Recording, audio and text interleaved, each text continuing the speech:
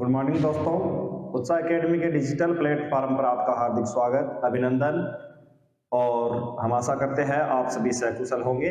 और तृतीय श्रेणी अध्यापक जो आपके फरवरी एंड में होने वाला है, उसकी आपकी अच्छी तैयारी चल रही होगी। और उत्साह एकेडमी के यूट्यूब चैनल पर जो सीरीज चलाई जा रही है 2022 का महत्वपूर्ण करंट अफेयर्स, जिसमें आज हम जिस क्लास पर चर्चा करने वाले हैं मित्रों, उस क्लास का जो क्रमांक है वो 58। आपको पता है रोज मात्र हम 8 से 10 मिनट की क्लास बनाते हैं और पांच जो करंट अफेयर्स है, करंट अफेयर्स के 5 प्रश्न है, उन पे चर्चा करते हैं। तो देखिए आज का पहला क्वेश्चन क्या होने वाला मित्रों, ये देखिए स्क्रीन पे आप देख पा रहे होंगे। पहला क्वेश्चन, राजीव गांधी ग्रामीण ओलंपिक खेलों को लेकर असुमेलित को चयन कीजिए। असुमेलित का क्या करना है, हमें चयन करना है, कौन सा सुमेलित नहीं है। एक साइड में खेल का नाम है और सर्वश्रेष्ठ खिलाड़ी कौन रहा राजीव गांधी ग्रामीण ओलंपिक खेलों के दौरान।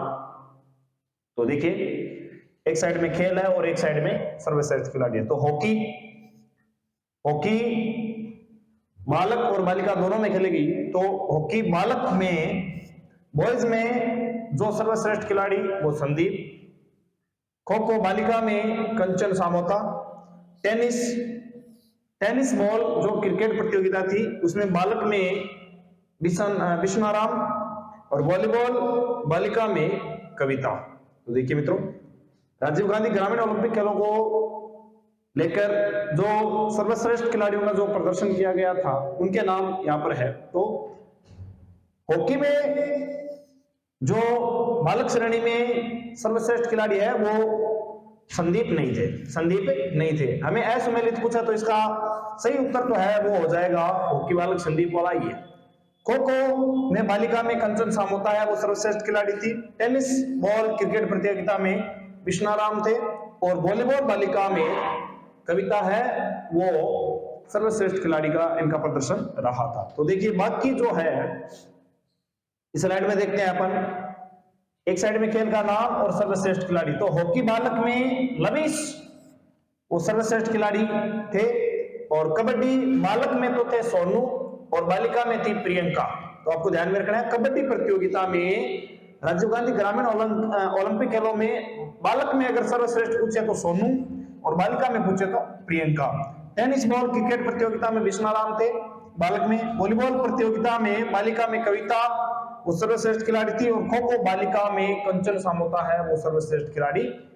तो ये राजीव गांधी ग्रामीण ओलंपिक जो 2022 में आयोजित किए गए हमारे राज्य में, उसमें एक साइड में खेल और उन खेलों में जो सबसे बेहतरीन प्रदर्शन करने वाले सर्वश्रेष्ठ खिलाड़ी थे उनके जो नाम है वो है मित्रों, आपको ध्यान में रखना है। तो ग्रामीण ओलंपिक एक तरीके से पहली शुरुआत है और राज्य में अच्छा प्रदर्शन रहा, तो इनको लेकर क्वेश्चन पूछा जा सकता है कि राजीव गांधी ग्रामीण ओलंपिक खेलों के दौरान हॉकी बालक में सर्वश्रेष्ठ खिलाड़ी कौन था। तो लवी से आपको ध्यान में रखना है। कबड्डी में बालक में पूछे सोनू, बालिका में प्रियंका। टेनिस बॉल क्रिकेट प्रतियोगिता में विश्वनाराम, और वॉलीबॉल में कविता, और खो खो में है वो कंचन सामोता है वो सर्वश्रेष्ठ खिलाड़ी। तो ये था पहला क्वेश्चन। देखिए मित्रों दूसरा क्वेश्चन क्या है, निम्न में से असुमेलित को छांटिए। एक साइड में खिलाड़ी संबंधित जिला, मनीषा चाहर भरतपुर, वेदिका शर्मा जोधपुर, नेहा गुप्ता जयपुर, लूण सिंह भाटी बाड़मेर।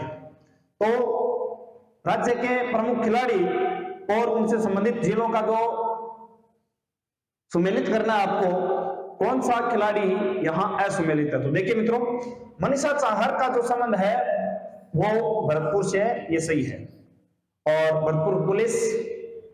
भरतपुर जिला पुलिस में ये शामिल है। और रेसलिंग इनका जो खेल है तो मनीषा चाहर सही है। वेदिका शर्मा का संबंध जोधपुर से न होकर इनका जो संबंध है मित्रों वो हमारे बीकानेर से है। कहां से है, तो हमारा जो ऑप्शन तो सही है वो हो जाएगा वेदिका शर्मा वाला।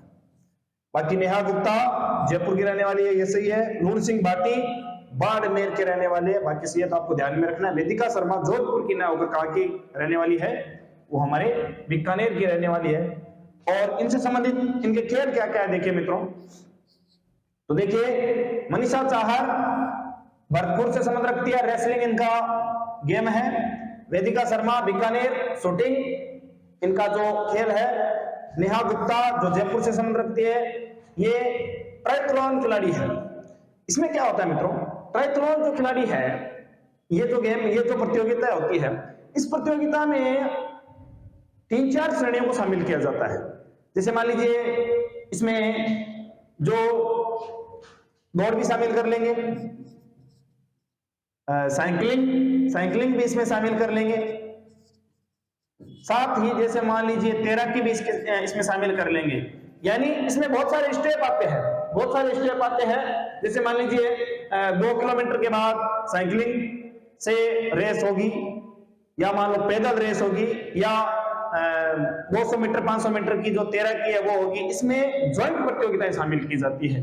तो नेहा गुप्ता का जो संबंध है वो ट्रायथलॉन से है। ये ट्रायथलॉन खिलाड़ी है, जिसमें ये जो तैराकी, साइकिलिंग और जो दौड़ है उनसे संबंध रखती है। तो ट्रायथलॉन में नेहा गुप्ता है, वो हमारे जयपुर से रहने वाली है।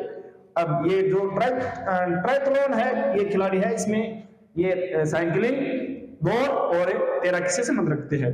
और लूण सिंह भाटी है, वो बाड़मेर के है, और ये हॉकी के खिलाड़ी है, अंडर 17 यानी 17 वर्ष से नीचे के खिलाड़ियों में है वो लूण सिंह भाटी, बाड़मेर के रहने वाले, आपको ध्यान रखना, ठीक है।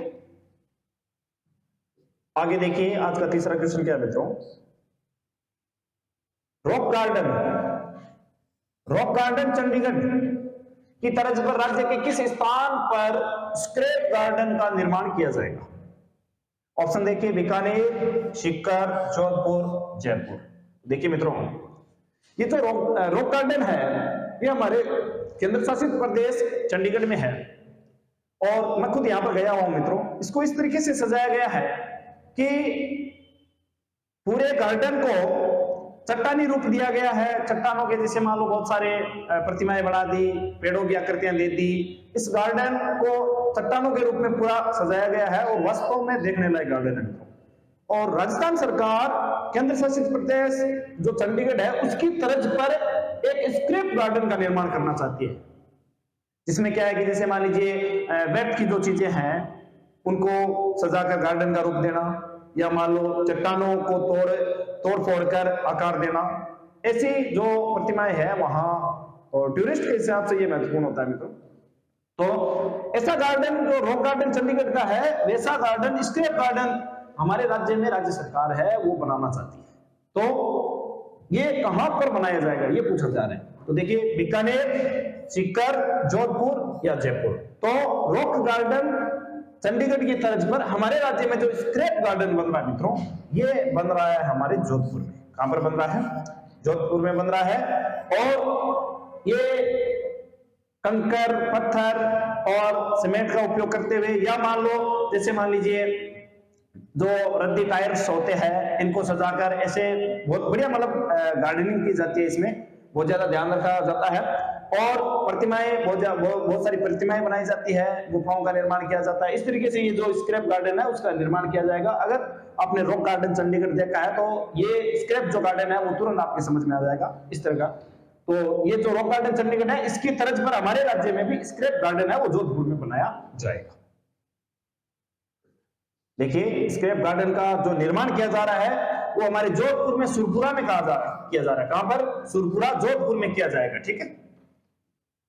चौथा क्वेश्चन क्या है मित्रों, देखिए आज का, फरवरी 2023 में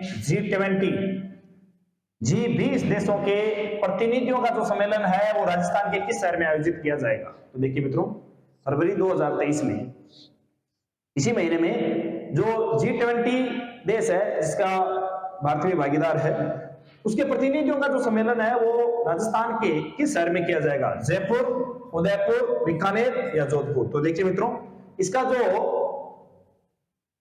सम्मेलन है ये किया जा रहा है वो हमारे किया जा रहा है जोधपुर में। कहां पर किया जा रहा है? जोधपुर में। तो आपको ध्यान में रखना है, जो G20 देशों के प्रतिनिधियों का जो सम्मेलन है वो राजस्थान के किस शहर में किया जा रहा है? जोधपुर में किया जा रहा है।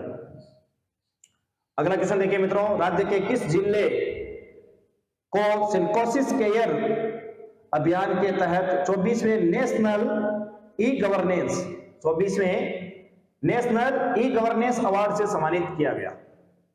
तो सिंकोसिस केयर अभियान चलाया गया उस जिले में, और इस वजह से 24वें नेशनल ई गवर्नेंस अवार्ड से सम्मानित किया गया।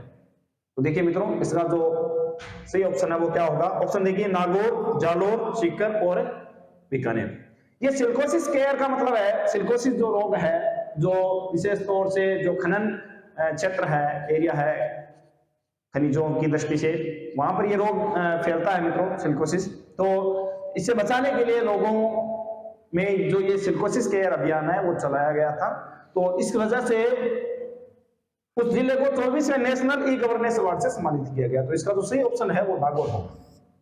क्या होगा?